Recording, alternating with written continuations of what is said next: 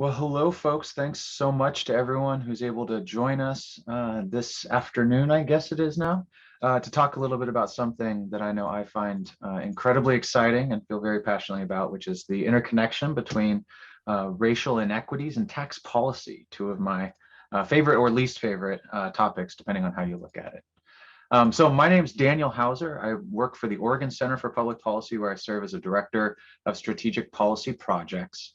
And today we're joined by my colleague Juan Carlos Ordonez, our communications director here at OCPP, as well as by a broad cross-section of wonderful advocates and community members who are fighting hard to influence and to change the future of our state. And so I'm so incredibly thankful that we have all of you on today. And speaking of wonderful, influential advocates, we have Representative Andrea Valderrama joining us tonight as a surprise special guest. I just changed it from afternoon to tonight. It's been a long 30 seconds of me presenting, evidently. So thank you so much, Representative Valderrama, for joining us today. I know that you have already quite the storied career engaging and working for racial justice, education funding, and so many other issues that members of our community depend on. So thank you for joining us. And I'm wondering if you want to say a few words to kick us off. Of course, my pleasure. Well, thank you so much, Daniel, and truly very excited to be here with you all this afternoon. And also just wanted to give deep appreciations to OCPP for putting together this event. As Daniel shared, my name is Andrea Valderrama, she, her, ella pronouns. I have the privilege of serving as state representative for House District 47, which is Outer East Portland. But I also serve on the Revenue Committee. OCPP really does play a vital role to me as a member of the Revenue Committee, but also to this broader movement, I think, that we're trying to build around economic and racial justice in our state. And those are really two core values that I try to bring forward in my agenda. And in terms of how we advance economic and racial justice, we know that tax policy, while it may not always seem so sexy, it's really essential, right? And it pays for our schools, for our public transportation, and all other vital public services. It's our money, right? We pay for these things. And so it also determines who pays for these services, tax policy, right? And so we're going to hear today, just as racial attitudes shape so much of this public policy, they also impact the question of who pays taxes. And for policymakers, especially for me, really understanding the racial dimensions of tax policy is always something that's very important to me. You know, I heard yesterday, as maybe some of you did, the revenue forecast, and continue to ask, right? Well, who are we talking about? Where does this money come from? And again, it's really, really hard to disaggregate information, or we don't really have the information available to us yet. But we know that for those of us who serve on the committee, and for those of us who care about tax policy and economic justice, that these things go hand in hand. And so with that, I just really wanted to say thank you so much for putting this this event together. And for just allowing me some space to share about why this is so exciting and important to us. And I will turn it over to Juan Carlos Ordonez, who's the communications director for the Oregon Center on Public Policy. And thank you all again. Well, thank you so much, Representative Valderrama, for those words in that introduction. And thank you all so much for taking time out of your busy days to join us today for this presentation on the racist roots of Oregon's tax system. Our story begins in 1862, just a few years after Oregon became a state. In that year, the Oregon legislature passed a law that said that each and every Negro, Chinaman, Kanaka, and mulatto residing within the limits of the state shall pay an annual poll tax of $5. Those who couldn't pay the poll tax were required to perform forced labor. Now, this poll tax was just one of several exclusionary laws, infamous laws that Oregon passed during this period. Sitting here today and seeing this language, seeing this law, it can be a bit shocking, but maybe it shouldn't be surprising. It shouldn't be surprising that an openly racist society would pass blatantly racist tax laws. But what about today? Today, the tax system doesn't single out any particular group. The tax code doesn't even mention race. Well, even so, it is clear that the tax system is not race neutral. The tax system reflects the attitudes, the biases, and the economic interests of those who wrote the tax laws. And for much of our nation's history, it has been white, mostly well-off men who have written those tax laws. By the way, in case you're wondering about this photo, this is the signing of the 1986 Tax Reform Act, one of the biggest overhauls of the federal tax code. So today we are going to examine how Oregon's tax system impacts racial equity. And our presentation is there's several themes that you'll see from our presentation that I'm just going to share with you ahead of time. And three main themes, really. The first is that the tax system routinely weighs more heavily on Oregonians of color. You have probably heard the term structural racism, and our tax system is a very good example of just that, of structural racism. The second is that the tax system isn't generating enough resources to adequately invest in public services, like public schools, colleges and universities, affordable housing, and so on. And this is no accident. This, in part, reflects a retrenchment from the public sector that followed the victories of the civil rights movement, the movement that opened up public services, that ended legalized segregation in our nation. It opened up public services to people of color. And the third theme is that an inequitable tax system undermines the well-being of all Oregonians, Black, brown, and white. So at the end of this presentation, we're going to touch on briefly on some of the ways that we can make our tax system more equitable and make it work better for all Oregonians, especially Black and brown Oregonians. So let's get started. And we're going to start by looking at how the tax system entrenches and even deepens racial inequality.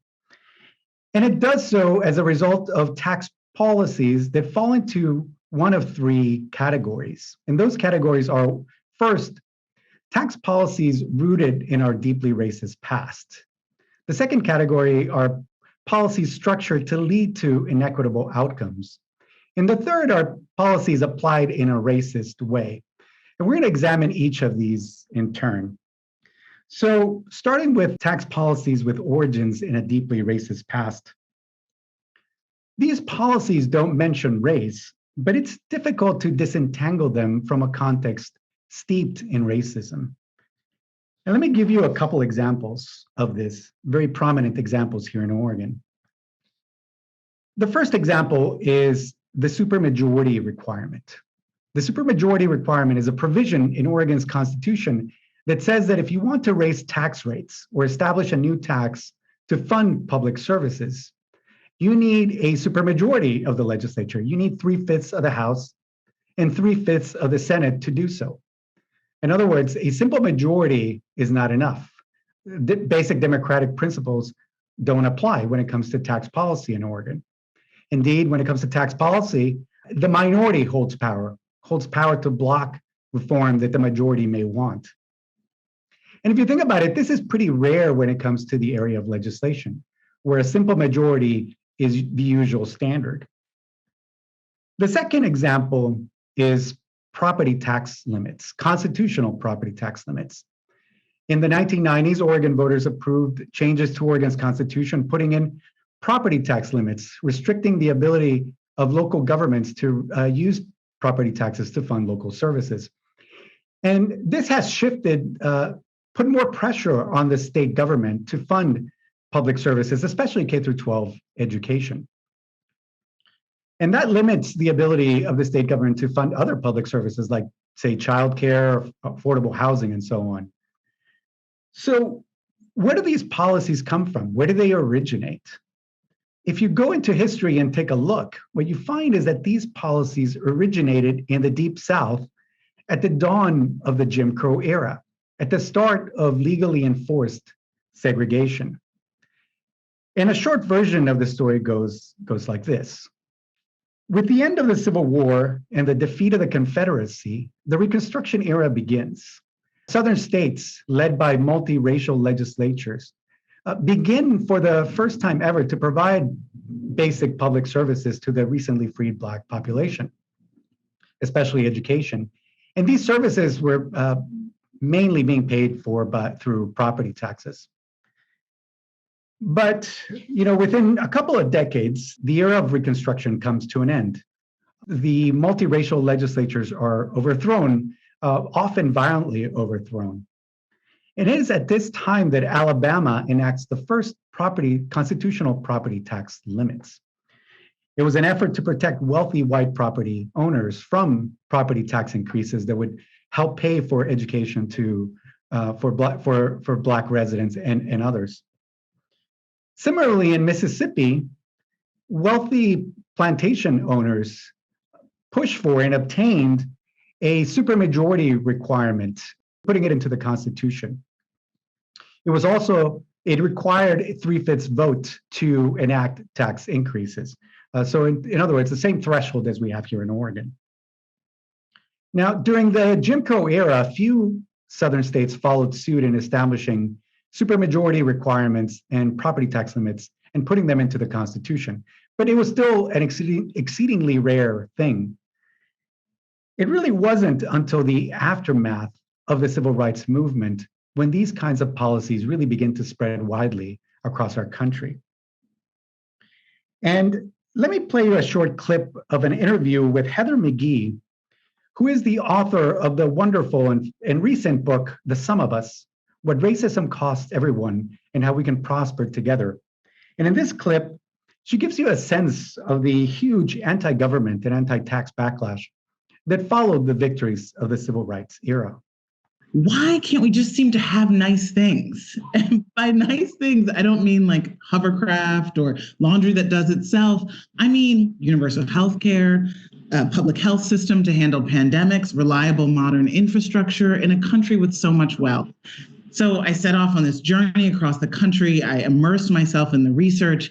And it turns out that racism is at the core of all of our most vexing public problems. I went to Montgomery, Alabama, where there's this park in the middle of the town called Oak Park. And it used to have one of the nearly 2,000 grand resort-style public swimming pools that were built in the 20s, 30s, and 40s at a time when it was just one little symbol of a big government commitment to everyone having a high quality of life. This was when the sort of American dream really took root. The swimming pool was public, it was funded with tax dollars, and yet it was segregated. During the civil rights movement, Black families said, hey, what about us? And instead of integrating it, the town of Montgomery closed the swimming pool, drained the public pool.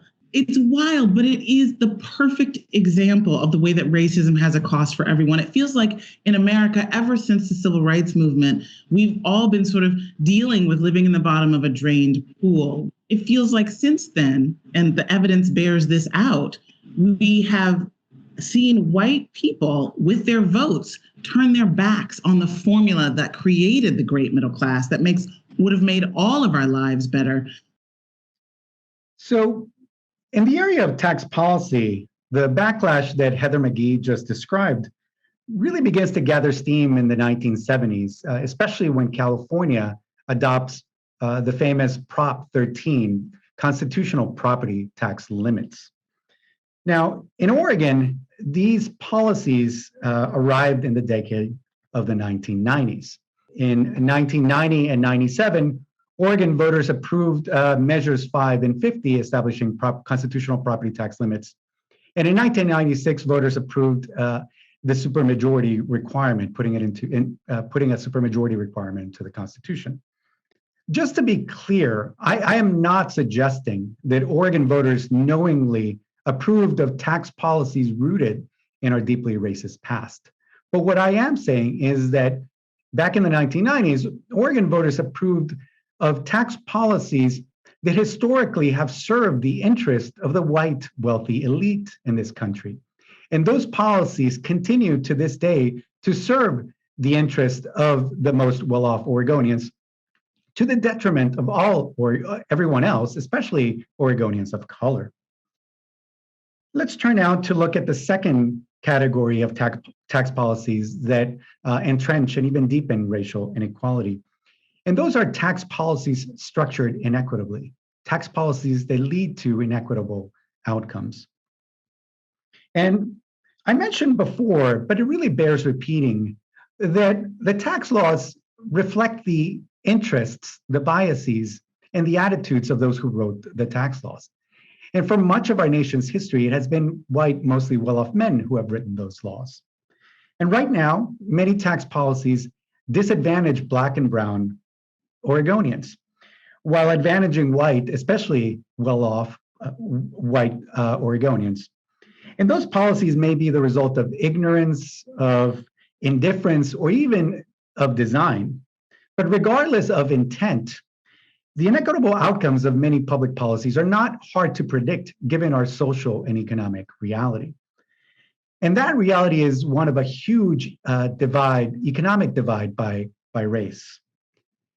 And perhaps the best example of this is the vast gap that exists when it comes to wealth.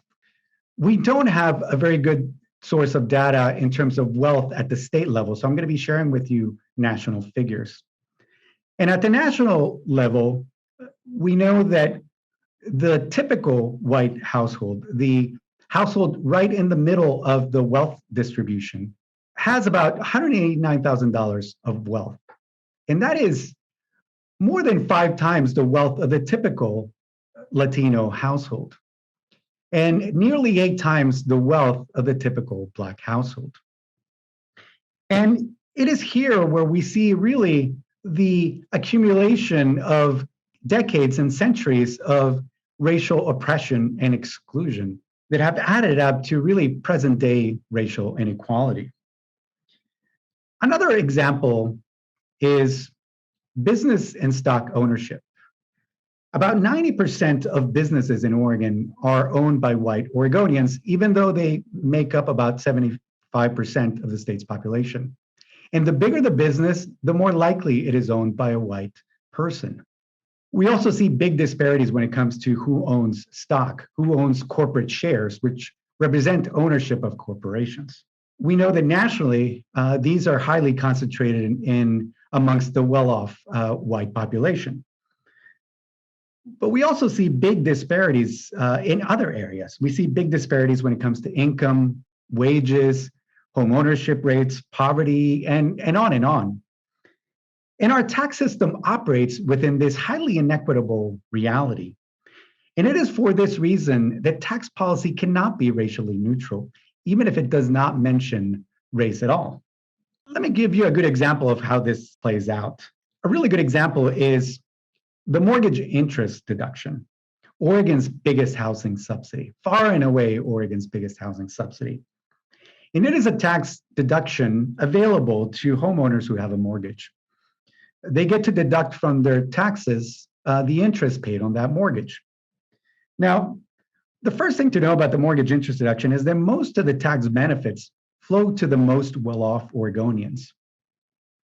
59% of the tax benefits go to the richest 20% of Oregonians, while the lowest earning 20% of Oregonians get practically nothing. Again, we know because of the history, this nation's history of racial oppression and exclusion, that Black and brown Oregonians are more likely to be in the lower earning income groups. For this reason alone, we know that they are less likely to benefit from the mortgage interest deduction. But there's another very important reason why the mortgage interest deduction is highly inequitable. And that has to do with our nation's and Oregon's history of homeownership. And that history begins even before Oregon was a state, when the federal government began giving away free land to white settlers coming into the Oregon Territory. And of course, that land was land stolen from Native peoples. And if you want to build a home, you need some land underneath. Then we also see that in the New Deal era from the 1930s through the 1960s, the federal government embarked on a wide-ranging program, homeownership program, subsidizing homeownership through a vast array of programs. But those programs were exclusionary. They were largely kept out Americans of color while advantaging and providing subsidies to white Americans. If you have read the book, The Color of Law by Richard Rothstein, you know the many programs that were involved in this effort. One of those programs was the work of the Federal Housing Administration, which often refused to insure mortgages in Black neighborhoods while extending subsidies to white homeowners. And then more recently, we see in the run-up to the Great Recession of 2008 and 2009, that many banks steered Black Americans and Latinos into risky subprime loans, even though they would have qualified for cheaper traditional loans. So when the housing bubble burst, it really caused extreme devastation within many Black and brown communities. Certainly the subprime crisis and the foreclosure crisis that followed hurt Americans of all races, but it hurt Black and brown Americans much more.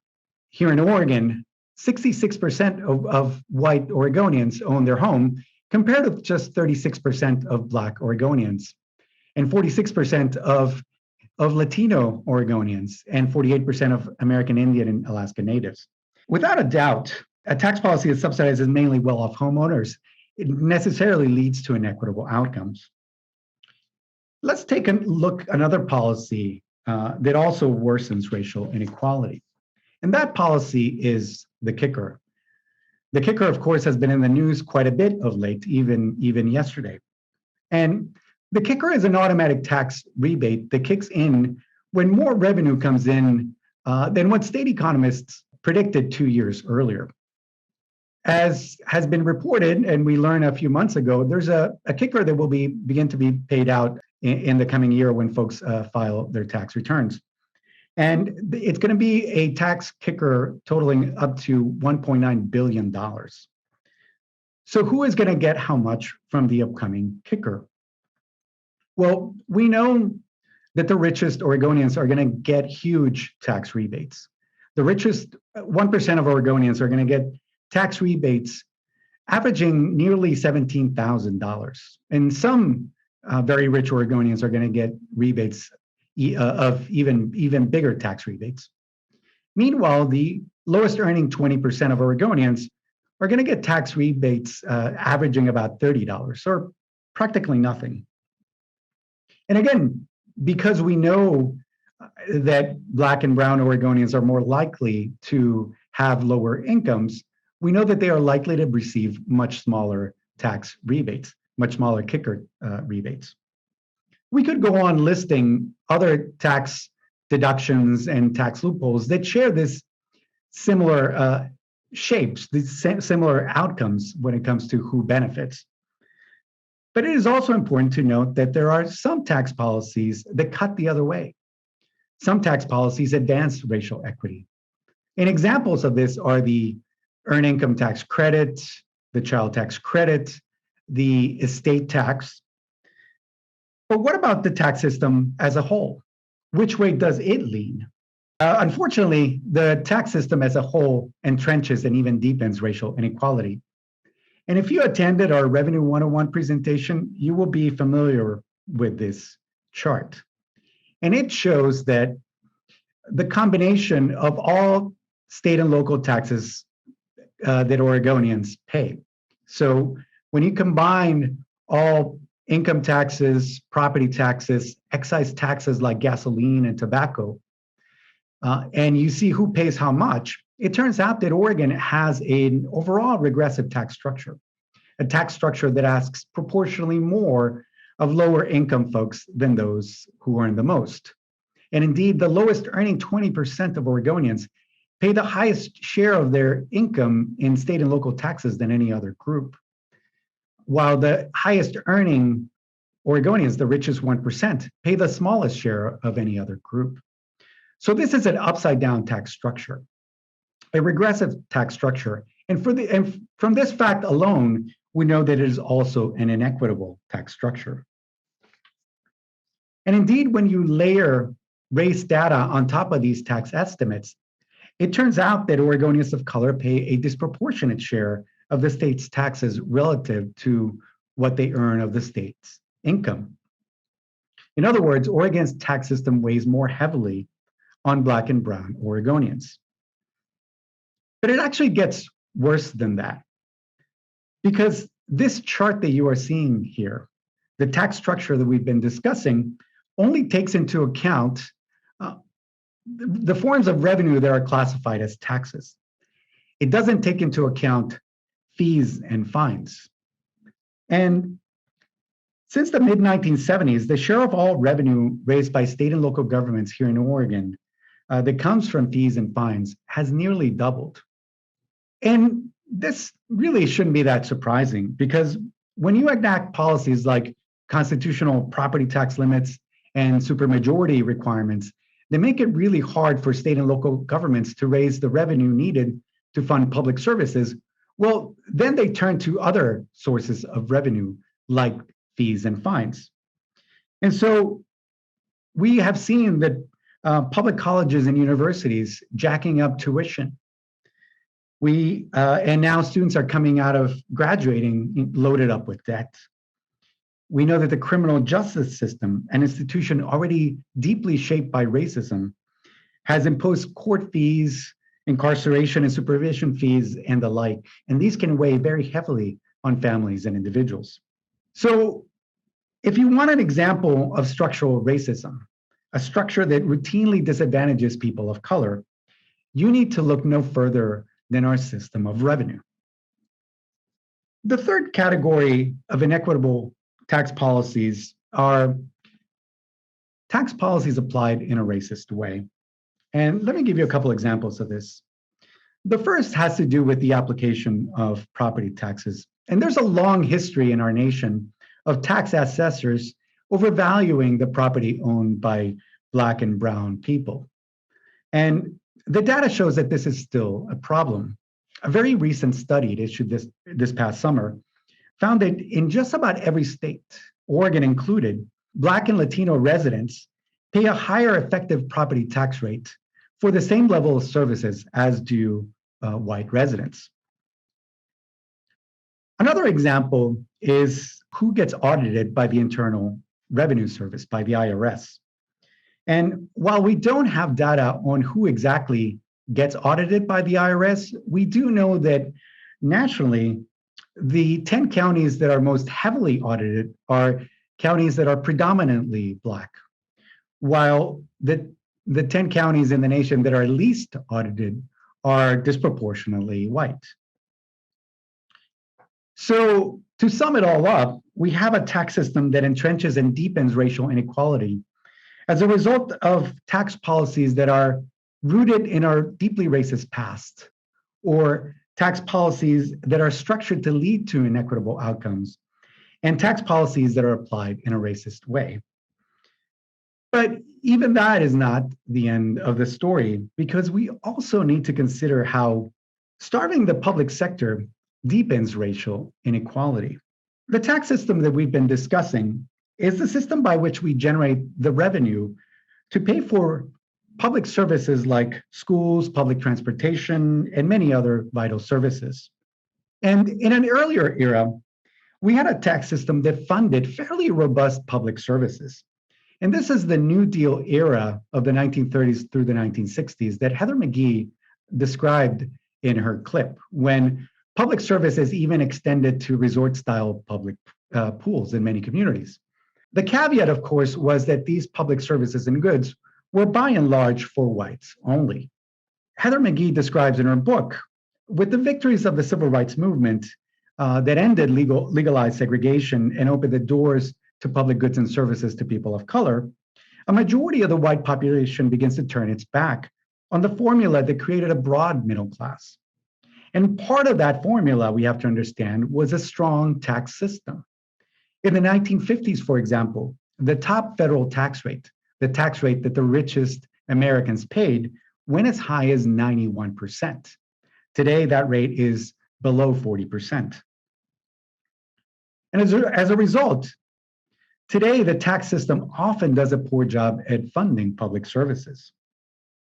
Many Oregonians still lack health insurance, and even those who do have health insurance often have to pay a lot out of pocket to pay for the healthcare that they need.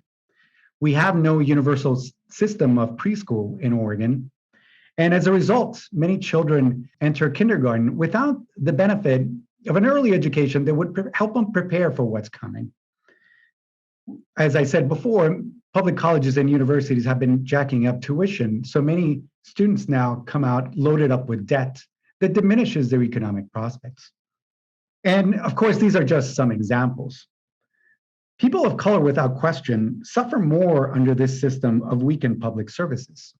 Historically, communities of color have received fewer services reflected in shabbier schools and public infrastructure.